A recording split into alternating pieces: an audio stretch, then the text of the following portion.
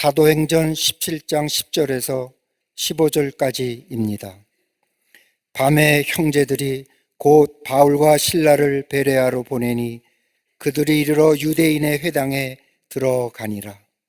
베레아에 있는 사람들은 데살로니가에 있는 사람들보다 더 너그러워서 간절한 마음으로 말씀을 받고 이것이 그러한가 하여 날마다 성경을 상고하므로 그 중에 믿는 사람이 많고 또 헬라의 귀부인과 남자가 적지 아니하나 데살로니가에 있는 유대인들은 바울이 하나님의 말씀을 베레아에서도 전하는 줄을 알고 거기도 가서 무리를 움직여 소동하게 하거늘 형제들이 곧 바울을 내보내어 바다까지 가게 하되 실라와 디모데는 아직 거기 머물더라. 바울을 인도하는 사람들이 그를 데리고 아덴까지 이르러 그에게서 실라와 디모데를 자기에게로 속히 오게 하라는 명령을 받고 떠나니라. 아멘.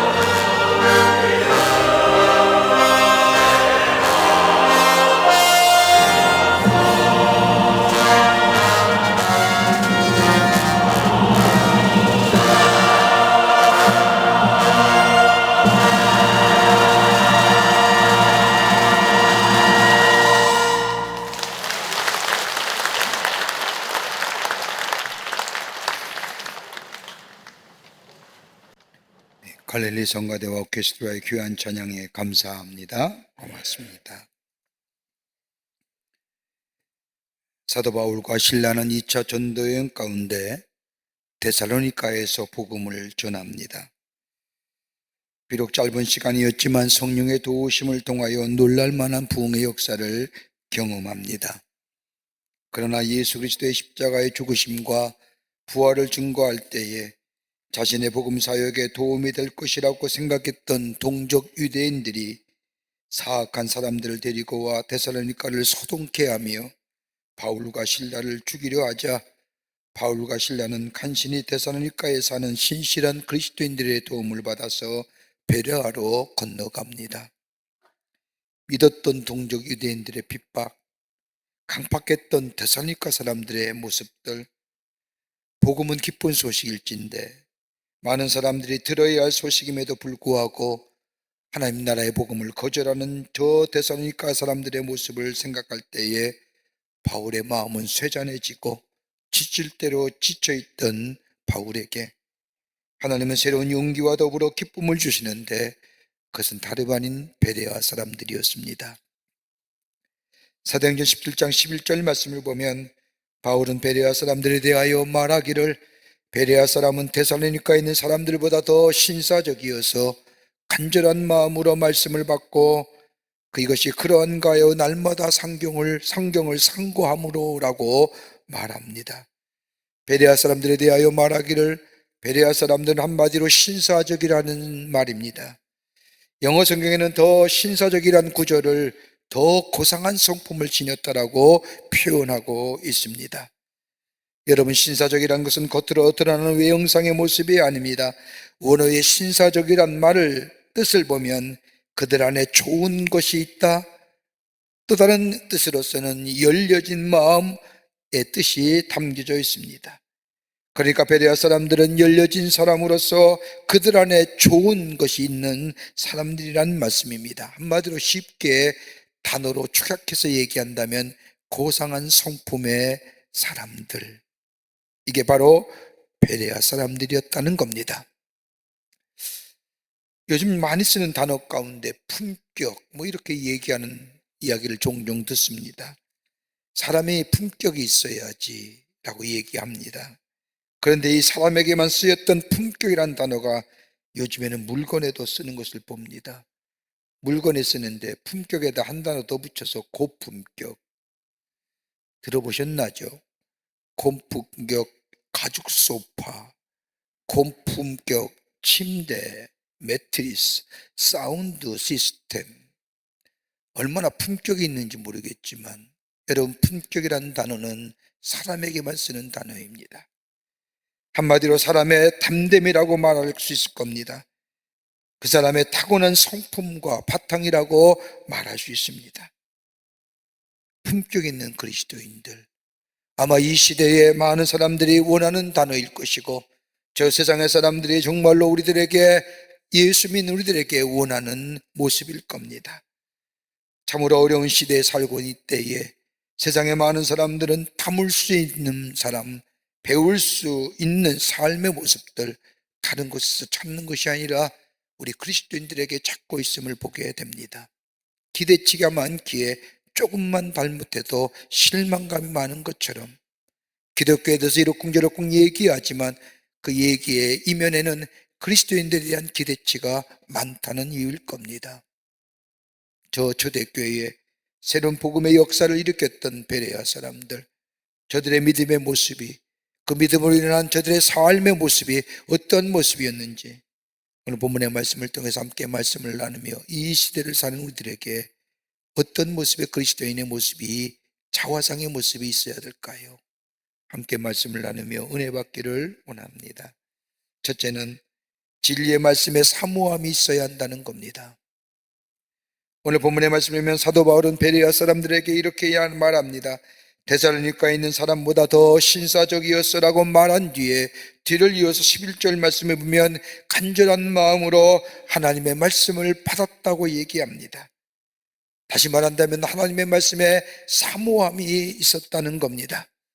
여러분이 자신이 신사적이라고 하는 이야기를 쓸 때에 그 사람의 매너나 말이나 태도를 가지고 그 사람이 신사적이다, 비신사적이다, 품격이 있다, 없다라고 말하지만은 바울에게 있어서의 신사적이라는 말은 다름이 아니라 사람이 무엇을 바라보고 사느냐, 그의 시선이 어디에 고정되어 있느냐, 무엇을 바라보고 있느냐 사람에 따라서 그 사람의 됨됨이를 알 수 있는 것처럼 바울이 얘기하는 신사적인 것은 무엇을 바라보며 사느냐. 여러분, 땅의 것을 바라보며 사는 사람은 땅의 사람입니다.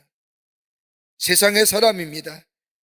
육체적인 것에 관심이 많아 육체를 바라보며 사는 사람은 육체에 속한 사람이요, 물질을 바라보고 사는 사람은 물질의 사람이지만은, 그러나 하나님을 바라보고 사는 사람은 하나님의 사람이요, 소망을 바라보며 사는 사람은 소망의 사람입니다.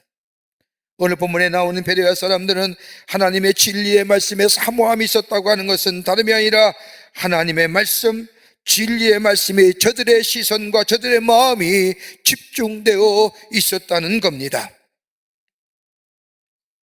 여러분, 사람은 보는 대로 갑니다. 여러분, 내가 보는 대로 내 삶의 방향이, 내 걸음이 옮겨집니다. 여러분, 오른쪽으로 바라보면 오른쪽으로 가게 되어 있고 왼쪽으로 바라보면 왼쪽으로 가게 되어 있는 것이 우리의 삶의 모습입니다. 여러분, 사도행전의 말씀을 보면 초대교회 두 가지의 대표적인 교회 유형이 나옵니다. 하나는 모교회라고 하는 예루살렘 교회와 이방인의 선교에 쓰임받던 저 시리아 지역의 안디옥 교회입니다. 안디옥 교회가 부흥의 소식을 듣게 되자 예루살렘 교회에서는 안디옥 교회의 부흥을 알려보고자 바나바를 보냅니다. 안디옥 교회는 새롭게 시작된 교회입니다. 예루살렘에 하나님의 교회 핍박이 오자 믿는 그리스도인들을 뜻해서 가는 곳마다 교회를 세웠는데, 그 가운데 저 세워진 안디옥 교회는 이방인 선교의 중심이 된 교회였습니다. 지리적으로나 모든 면에서 다양한 인종들이 함께 모여 하나님을 찬송하며 예배하는 예배의 공동체였습니다.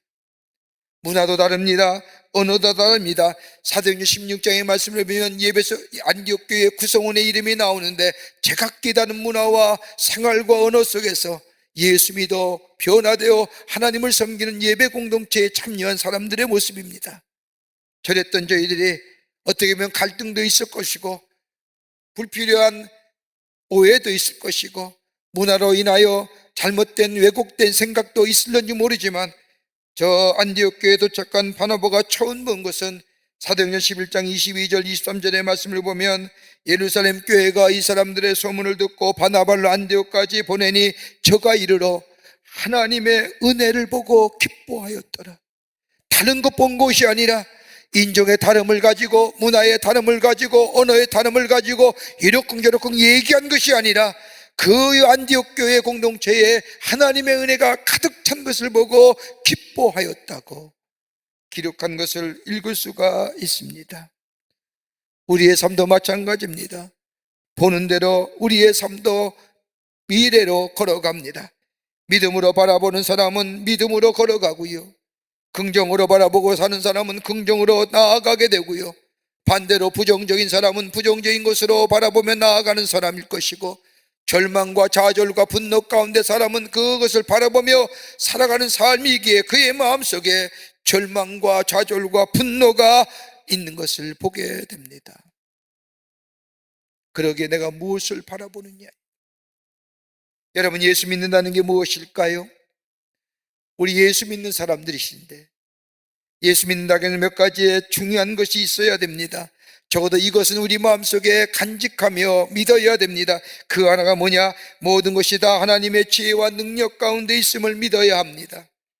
하나님의 세상을 주관하시고 적은 일이나 큰 일이나 예외 없이 하나님의 주권하에 있음을 인정하며 믿는 겁니다.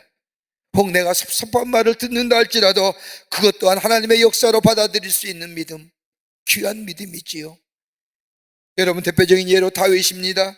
다윗이 아들 압살롬의 반역을 인하여 피난길을 떠날 때에 시므이란 사람이 다윗을 그 모습을 보고 저주합니다. 그때 다윗은 시므이의 저주의 말에 신앙적으로 받아들입니다. 사무엘하 16장 10절 이하의 말씀을 보면, 저가 저주하는 것은 여호와께서 나에게 저주하라 하심이니 여호와께서 저에게 명하신 것이니 저로 저주하게 두라고 말합니다. 하나님이 저를 통하여 나에게 말씀하신 것이라고 받아들인 겁니다. 그렇게 다윗이 위대한 신앙에서 의지하지요. 이게 예수 믿는 사람의 모습입니다. 꼭 좋은 일만, 기쁜 일만, 감사할 일만 인하여 하나님을 찬송하며 하나님의 살아계심을 믿는 것이 아니라 내 가운데 어려운 일이 있을지라도, 섭섭한 말을 들을지라도 그것조차 하나님이 저를 통하여 하시는 말씀이라 받아들일 수 있는 자. 또 하나 또 간다면 십자가의 복음을 믿고 그 십자가 안에 거하는 삶입니다. 하나님이 우리를 위하여 구원하시려고 독생자를 보내주셨습니다. 그리고 우리의 죄를 대신하여 십자가에 달려 죽으셨고, 그로 인하여 우리는 구원을 얻었고 영생을 얻을 뿐만 아니라 우리의 삶과 우리의 삶의 양태가 새로워졌습니다. 그러기에 십자가의 복음이 우리 안에 늘 넘쳐나 십자가를 볼 때마다 내 안에 기쁨과 감격이 있어야 됩니다. 여러분, 십자가를 볼 때마다 내가 누구인지를 깨닫게 되죠. 나는 죄인인데, 죄의 싹은 사망인데, 죽어야 하는데 하나님이 당신의 아들 예수를 이 땅에 보내주셔서 내 죄를 저 십자가에 죽게 하시고 나를 구원하시고 나를 하나님의 자녀 삼으신 그 십자가의 놀라운 은혜, 그러게 저 십자가를 볼 때마다 내가 누구인지를 알게 되고 내가 본래 어떤 사람인지를 깨닫게 하시는 것. 여러분, 그렇게 십자가의 복음이 내 안에 있으면 은혜가 넘치고, 은혜가 있으면 겸손함이 넘치게 됩니다. 여러분, 가만히 보십시오. 교만한 사람은 은혜를 모릅니다. 그러나 겸손한 사람은 은혜를 깨닫게 됩니다. 예수의 그리스도의 십자가의 놀라운 은혜를 깨닫게 되면 낮아질 수밖에 없고 겸손해질 수밖에 없는 겁니다. 그와 반대로 저 십자가를 볼 때마다 내가 얼마나 소중한 존재임을 알게 됩니다. 내가 얼마나 귀한 존재인지. 그러기에 하나님이 나를 위하여 예수를 보내셔서 예수를 나 대신에 죽게 하셨던 나만큼 소중한 사람이 어디?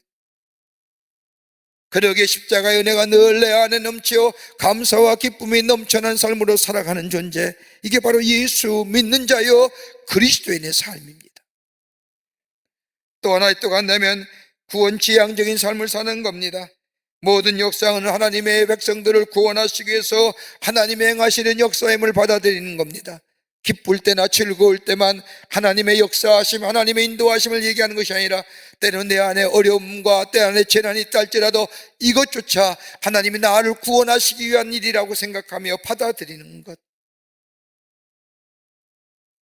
또 하나 있다고 한다면 하나님의 사랑을 구체적으로 느끼며 매일매일 삶 속에 살아가는 겁니다. 하나님이 나를 사랑하신다는 사실을 삶의 현장 속에서 느끼며 사는 겁니다.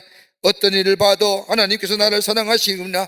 건강할 때에도 하나님이 날 사랑하시는구나. 약할 때에도 하나님이 날 사랑하시는구나.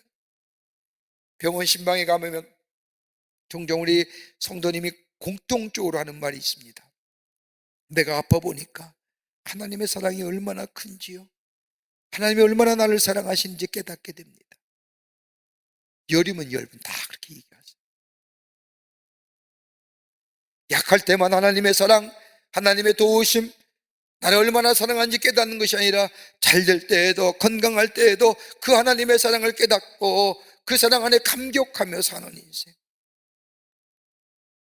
근데 여러분, 이 하나님의 능력과 지혜, 예수 그리스도의 십자가의 복음, 구원지향적인 삶, 더 나아가 하나님의 사랑을 매일매일 경험케 하는 것이 어디서부터 시작될까요?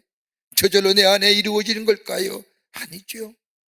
하나님의 말씀을 통하여 경험하게 됩니다. 말씀에 대한 사모함이 있을 때 이 놀라운 역사가 우리 가운데 이루어지게 됩니다.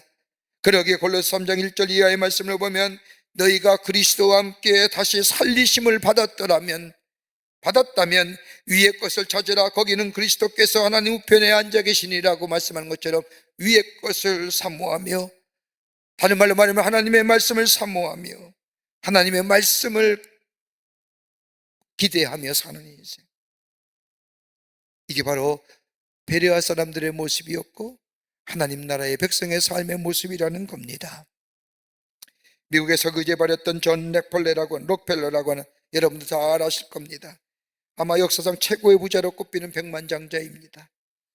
그는 정의사업에 처음으로 사업에 뛰어들어 스탠드 오일이라는 회사를 차렸습니다.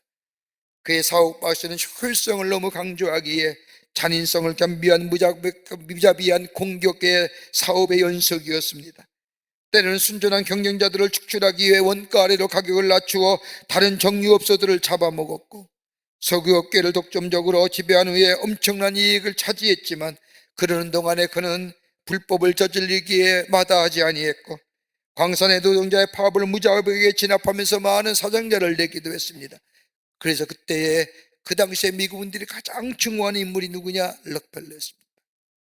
그랬던 기가 새로운 변화의 전기가 하나 있었습니다. 불치병으로 1년 이상 살지 못하는 진단을 받은 55세 때의 일입니다. 최후의 건배를 받기 위해서 휠체어를 타고 병원을 가는 길에 그는 병원 복도 라비에 걸쳐진 하나의 액자의 글을 보게 됩니다. 그 글은 다름이 아니라 주는 자가 박는 자보다 복되도다. 그 말씀을 읽는 순간 록펠러의 마음에 천류를 느꼈다고 합니다. 그러면서 가는데 마침 저 입원 수속 카운터 앞에 병든 손을 데리고 온 어머니가 입원비가 없어 울며 애걸하며 살려달라고 요청하는 소리를 듣습니다. 록펠러는 그는 비서에게 입원비를 대신 내주게 하고 이 일을 비밀에 붙였습니다. 얼마 후에 소녀는 기적처럼 회복되었습니다. 그 후일 자신의 자선에서 내가 살면서 이렇게 행복한 삶이 있는지 몰랐다고 고백합니다. 이후로 그는 생애가 달라졌습니다. 자린고비에서 남을 돕는 자, 다른 사람에게 도움이 되는 자의 삶으로 변해졌습니다. 그는 침례교단의 교회의 기부를 늘렸고 저 명문 시카고 대학을 설립했을 뿐만 아니라 1914년에는 인류 최초로 저 선한 기부재단을 설립해서 어렵고 힘든 사람을 돕는 일에 일생을 보내다가 98세의 나이로 세상을 떠난 것을 보게 됩니다. 왜 그랬을까요? 하나님의 말씀에 사모함이 있었기에, 그 사모함이 그의 삶 속에 있어지기에 그의 삶이 새롭고 변화되어 선한 영향력을 미치는 주인공이 된 것을 보게 됩니다. 베레의 사람이 그러했다는 겁니다. 왜 저 옆 동네 데살로니가에 있었던 일들을 왜 베레아 사람인 줄 모르겠습니까? 바울과 실라는 인물이 어떤 인물인지 왜 몰랐고 왜 듣지 않았겠습니까? 그런데 이 베레아 사람들은 거기에 그 소동에 그 사건에 마음 둔 것이 아니라 하나님의 진리에 대한 말씀, 하나님의 말씀에 대하여 마음이 열려지고 하나님의 말씀에 수용적인 자세가 되게 이 베레아 사람들, 그러기에 바울은 그 베레아 사람들을 보면서 품격 있는 그리스도인, 고상한 그리스도인, 하나님의 사람들이라 칭한 것을 보게 됩니다. 말씀에 사모함이 있을 때에 우리의 삶이 달라집니다. 말씀에 사모함이 있을 때에 우리 안에 새로운 변화를 경험하게 됩니다. 이것이 바로 오늘 사는 그리스도인의 삶인 줄 믿습니다. 두 번째는 삶의 표현이 있어지는 인생입니다. 삶의 표현이 달라진 인생이라고 말할 수 있을 겁니다. 오늘 본문의 말씀을 보면 데살로니가에서 복음을 전하다가 어려움을 당한 바울과 실라, 데살로니가에 거하는 신실한 그리스도의 도움을 받아 베레아로 건너옵니다. 바울과 실라가 베레아 사람들을 보니 저들은 데살로니가 사람들보다 더 신사적입니다. 이러한 모습을 보고 크게 감동을 받은 바울. 그런데 데살로니가의 핍박자들이 바울과 실라가 베레아에서 복음을 전하는 줄 알고 쫓아내려와 바울을 죽이려 할 때에 이 베레아의 신실한 그리스도인들이 바울을 아덴까지 인도하여 피신하게 합니다. 여러분, 복음을 들었다고 한다면, 하나님의 말씀에 마음이 열려지고 또 진리에 대한 뜨거움이 있다고 한다면 우리의 말이나 행동에 있어서의 표현이 달라져야 합니다. 표현이 드러내야 된다는 겁니다. 오늘 본문에 나온 베레아 사람들 보십시오. 하나님의 말씀을 사모했습니다. 말씀을 받아들였습니다. 그의 삶이 변화를 가져왔습니다. 변화된 것으로 그치는 것이 아니라 그 변화된 삶의 모습을 다른 사람에게 증거해 보였다는 겁니다. 변화가 없으니 보일 게 없잖아요. 여러분, 요즘의 시대 영성에 대한 관심이 많음을 보게 됐지요. 영성은 종교학적인 뿐만 아니라 일반 사회학이나 다른 학문의 세계에 대해서 영성에 대한 것을 강조하며 관심을 보이는 것을 볼 수 있습니다. 스피리추얼리티. 여러분, 기독교 영성은 어떤 걸까요? 여러분, 다른 종교, 다른 학문에서는 그냥 자기의 가진 것 위에 이렇게 덧붙이는 것으로 생각하지만 기독교 영성은 세 차원이 있습니다. 하나는 뭐예요? 비움이에요. 내가 비워지는 겁니다. 내 안에 나를 지탱했던 것이 내려줘야 됩니다. 비워줘야 됩니다. 비움으로 그친 것이 아니라 또 안에 있으면 채움이 있어야 됩니다. 뭐로 채워요? 하나님의 신령한 것으로, 성령으로. 여러분, 비움이 있고 성령이 채워질 때에 사도행전에 나타난 수많은 선교의 역사를 보십시오. 비워지고 성령이 채워질 때에 하나님의 복음의 역사가 널리 증거된 것처럼, 여러분, 비운 것을 끊는 것이 아니라 하나님의 성령이 내 안에 신령한 것이 채워져야 됩니다. 그 다음에 뭐요? 나눔이에요. 증거돼야 되는 거예요. 전하여져야 되는 거예요. 이게 바로 기독교의 영성입니다. 하나님의 말씀을 받아들여 믿을 뿐만 아니라 그 말씀대로 살아가 그 말씀을 통하여 내 삶의 새로운 채워짐의 역사를 다른 사람에게 나누어 주는 것. 우리가 예수 믿어 구원받았습니다. 하나님의 은혜를 경험했습니다. 얼마나 놀랐습니까? 생각하면 생각할수록 감격스러운 겁니다. 내가 이 세상의 삶이 이것으로 끝나는 것이 아니라 내 인생의 육체의 생명이 끝나면, 이 나그네의 삶이 끝나면 저 좋은 모양, 저 하나님의 나라에 가 하나님과 더불어 왕노릇할 생각하며 내게 영생을 주신 그 하나님의 놀라운 구원의 역사, 여러분 생각만 해도 감격스럽지 않습니까? 여러분, 이 감격함에 여러분이 고백되어질 게 뭘까요? 감사일 겁니다. 하나님 감사합니다. 여러분, 그리스도인의 삶에 있어서 가장 중요한 것이 뭘까요? 감사의 표현입니다. 나를 자유케 하시고 나를 새롭게 하시고 내게 은혜 주셔서 하나님의 놀라운 자녀로 영원한 생명을 소유케 하신 그 하나님의 놀라운 구원의 은혜, 여러분 생각하면 생각할수록 내 안에 감사가 넘쳐나고, 여러분 감사가 넘쳐났을 때에 그의 삶에 에너지가 생기며 생명의 역사가 일어납니다. 여러분, 심리학 이론 가운데 상처 이론이라는 것이 있습니다. 이 이론은 우리가 표현되지 않는 분노가 마음속에 있다는 겁니다. 그것이 상처로 남아 지금의 행동에 깊게 영향을 미친다는 심리학의 이론입니다. 이 상처에서 벗어나려고 하면 다 말해버리고, 그리고 감정의 찌꺼기까지 다 날려버려야 된다고 얘기합니다. 그래서 그 처방의 방법으로 간혹 연극을 보거나 음악을 틀고 분위기가 무르익으면 자신의 상처를 고백하라는 겁니다. 마음의 상처, 마음의 아픔, 마음의 분노를 표출하면 그 사람의 마음의 상처가 치유된다는 겁니다. 여러분, 꼭 그렇던가요? 여러분의 아픈 마음이 있었습니다. 다른 사람에게 그 아픔을 고백하게 되면 그 상처가 치유되던가요? 뒤돌아서면 후회가 되진 않는가요? 괜히 얘기했지. 왜 내가 그에게 얘기했을까? 그 상처가 계속 남지 않습니까?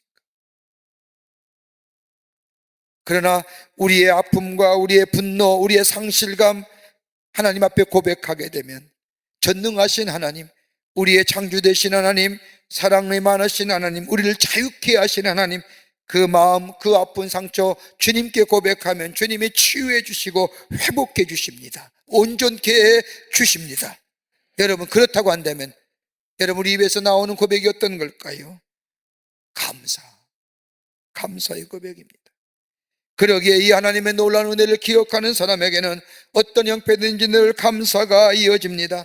하나님의 사랑에 감격하며 삽니다. 하나님 사랑합니다 라고 우리의 사랑을 고백하게 됩니다. 이 고백이 우리 안에 있을 때에 감사가 넘치게 되며 그 감사 속에 우리의 삶 속에 새로운 생명의 역사와 더불어 영적 에너지가 넘쳐나는 새로운 미래를 여는 길이 됩니다. 오늘 베레아 사람이 복음을 받아들이고 사모한 것을 그친 것이 아니라 그것을 감사를 고백하며 그 감사의 고백 속에 삶으로 표현되어졌다는 거예요. 그럴 때 거기에 새로운 복음의 역사가 일어나며 하나님의 새로운 선교의 장이 열려지는 놀라운 일들이 일어났음을 보게 됩니다. 예수님이 나를 구원하신 것 믿습니다. 아멘 고백합니다. 그것이 고백이 내 것이 됩니다. 그럴 때 내 입에서 감사의 고백이 넘칩니다. 그 감사가 나의 그 새로운 생명의 에너지를 제공할 뿐만 아니라 새로운 미래를 향하여 나아가게 할 뿐만 아니라 이것을 다른 사람에게 표현할 때에 하나님의 선한 역사, 복음의 역사가 널리 증거되는 귀한 일들이 있어지게 되는 줄 믿습니다. 끝으로 하나님을 갈망하는 겁니다. 하나님을 갈망하는 인생입니다. 이것이 바로 품격 있는 그리스도인이요 고상한 그리스도인의 삶입니다. 오늘 본문의 말씀을 보면 베레아 사람들은 에 대하여 바울은 말하기를 11절에 간절한 마음으로 말씀을 받고 이것이 그런가 하여 날마다 성경을 상고함으로, 여기서 성경을 날마다 상고한다는 것은 하나님께 매일매일 진리의 말씀이신 하나님 앞으로 나아간다는 겁니다. 여러분, 우리의 신앙이 무엇을 지향하느냐에 따라서 그 믿음의 분량이 달라집니다. 베레아 사람들은 진리의 말씀을 듣고 그 말씀이 그런가 하여 날마다 하나님의 말씀을 상고하며 묵상하며 그 말씀이 나에게 무슨 말씀인가를 깊게 생각했다는 겁니다. 하나님의 말씀을 갈망하는 자는 그의 심령이 새로워집니다. 그의 마음이 매일매일 새로워지게 됩니다. 하나님의 말씀을 들을 때에 내게 들려오는 말씀에 대하여 깊게 생각하며 그리고 그 말씀대로 살기로 결단하여 살아가는 인생. 심령이 새로워지는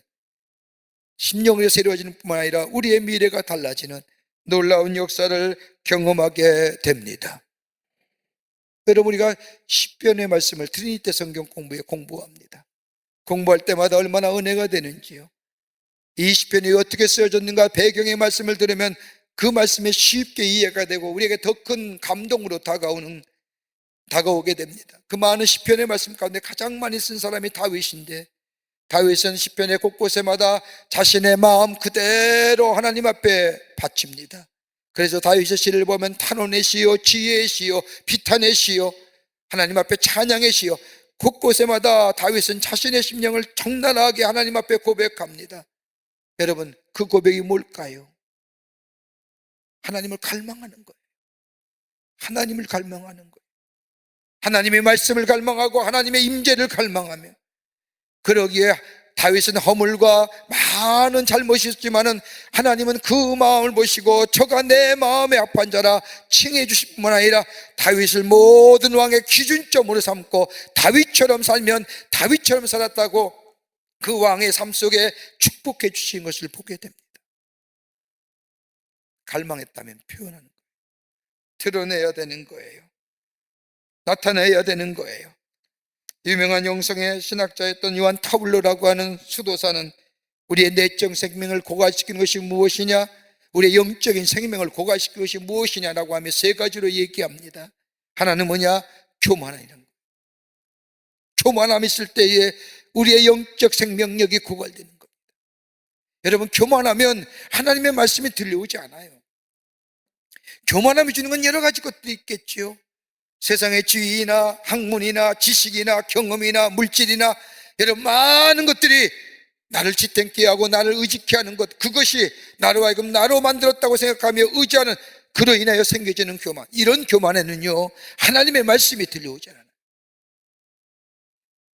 교만한 자는 영적인 생명력이 고갈됩니다. 또 하나 있다고 한다면 감각적인 만족입니다.